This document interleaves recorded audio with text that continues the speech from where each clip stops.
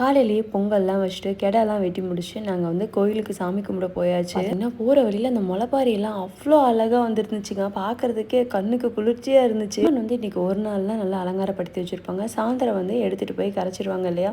So நல்லபடியாக போய் பார்த்து சாமி கும்பிட்டுட்டு வந்தாச்சு. மதியம் கறி விருந்துக்கு தாங்க மெயின். எல்லா ரிலேஷன்ஸும் வந்திருப்பாங்க. அப்படியே பார்க்கவே அவ்வளோ களை கட்டி இருக்கும். எங்கள் சித்தப்பா, அத்தை, மாமா எல்லாருமே வந்திருந்தாங்க. எங்கள் தெருவே வந்து களை கட்டி சும்மா ஜம்முன்னு இருந்துச்சு. கூட்டம் வந்து பார்த்திங்கன்னா தலை மோதிட்டு இருக்குமாங்களா. அந்த மாதிரி ஆளுங்க வர வர வர வந்துட்டே இருந்தாங்க. எங்கள் ரெண்டாவும் வந்திருந்தாங்க. அம்மாவோட அம்மாவும் வந்திருந்தாங்க, அப்பாவோட அப்பாவும் வந்திருந்தாங்க. அதெல்லாம் பார்க்கவே ரொம்ப சந்தோஷமாக இருந்துச்சு. எங்கள் சித்தப்பா அவங்களுமே ஃபேமிலியாக வந்தது ரொம்ப ஹாப்பியாக இருந்துச்சு. எல்லாரும் கிளம்பி போனோன்னா கொஞ்ச நேரம் படுத்தோம். அப்படியே படுத்தாச்சுங்க. செம்ம டயர்டு. ஏன்னா சாயந்தரம் 4:30 மணிக்கு அம்மனை வந்து ஊர்வலமாக எடுத்துகிட்டு போயிட்டு கரைக்கிறது அந்த ஃபங்க்ஷன் இருந்துச்சு. ஸோ அதை கண்டிப்பாக பார்க்கணுன்னு சொல்லிட்டு அதுக்காக எல்லாரும் தெருவோட கிளம்பி வந்தாச்சுங்க. பார்த்தீங்கன்னா மஞ்சள் நீராட்டு விழா பண்ணிக்கிட்டே அவ்வளோ அழகாக அம்மனை கொண்டு வந்தாங்க.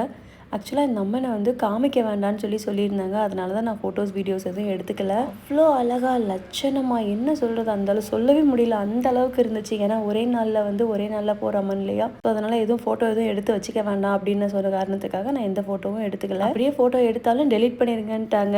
எங்கள் வீட்டுக்காரோட அண்ணன் பொண்ணுக்கு வந்து குழந்தை பிறந்திருக்கு. அதை ரம்யா தூக்கி வச்சுட்டு இருந்தாலா, பார்க்கவே சூப்பராக இருக்குது ரம்யா அப்படின்னு சொல்லி கிண்டல் பண்ணிட்டு இருந்தோம். நைட்டு டின்னர்லாம் சாப்பிட்டு முடிச்சுட்டு சாமான் சட்டெல்லாம் எடுத்துகிட்டு கிளம்பியாச்சுங்க. ஒரு வழியாக சூப்பர் ஃபங்க்ஷன் முடிஞ்சு அவ்வளோ சந்தோஷமாக இருந்துச்சு. ஸோ இந்த மாதிரி நல்ல நல்ல ப்ரோக்ராம்லாம் நம்ம ஊரில் மட்டும்தாங்க நடக்கும்.